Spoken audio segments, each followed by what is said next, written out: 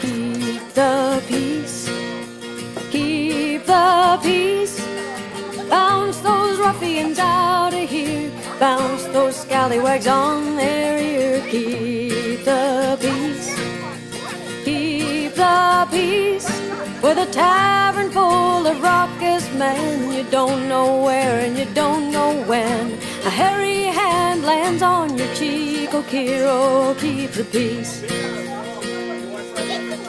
Down on your luck, raggedy and stuck in a town that's murderous, dark and drab. A job in a tavern can't be all that bad, but watch your step or you'll catch your death.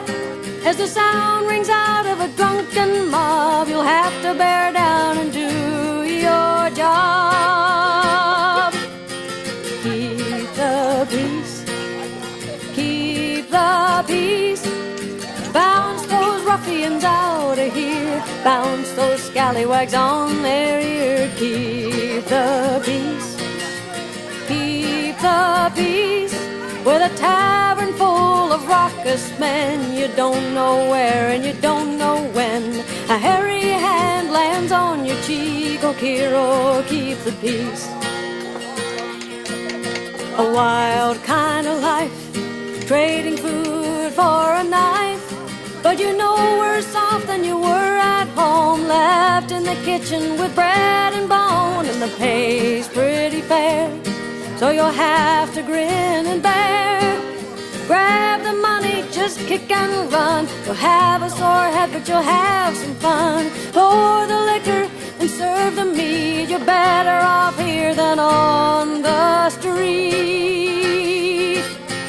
Keep the peace, keep the peace. Bounce those ruffians out of here, bounce those scallywags on their ear. Keep the peace, keep the peace. With a tavern full of raucous men, you don't know where and you don't know when. A hairy hand lands on your cheek, oh Kiro, keep the peace. On a drunken night, men are looking for a fight. They talk to themselves, mumble and groan. Some of those devils better leave alone. A chair flies by, and up goes a cry. In a mass of bodies they tumble and roar. Make your way to the open door, and one by one fling them high and neat, till the whole congregation's lying in the street. Oh, keep the peace, keep the peace. Bounce those ruffians out of here, bounce those scallywags on their ear. Keep the peace, keep the peace.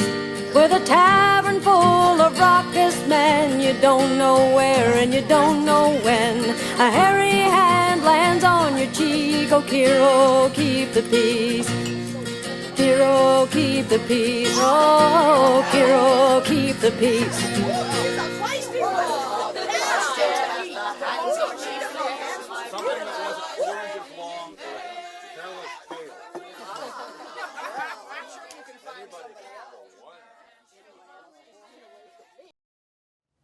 It was Günter Grass, Nobel Prize winner of Germany, who recently said that Israel was a greater threat to world peace than Iran. Why is this so? I grew up as a Jew, and I will tell you why.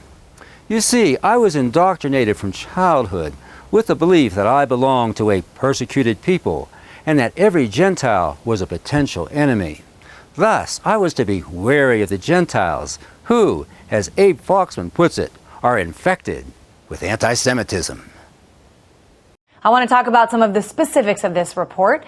Abraham Foxman is the National Director with the Anti-Defamation League. He is in our studio in New York.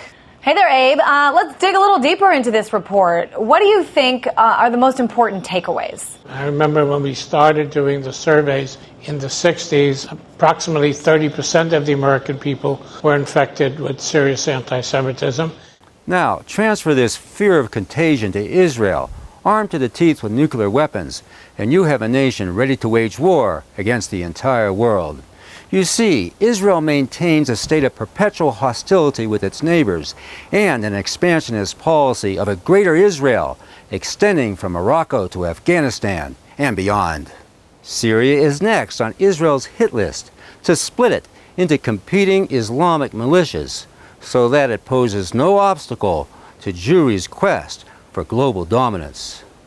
The victims will be Syrian Christians, of whom Israel and its puppet state, godless America, have no scruples in seeing them murdered into extinction. And with Israel being recognized as a legitimate state with diplomatic residencies throughout the world, it pursues, through local Jewish lobbies, a political agenda that is destructive both to national stability and world peace. For on the one hand, you have the affirmation by the Western world, insisted upon by global Jewry, of a Jewish state, which means nothing less than an antichrist entity with diplomatic credentials. But, on the other hand, you have the surrender by the Western world, manipulated by world Jewry, of their sovereign right to shape their own national interests and identities.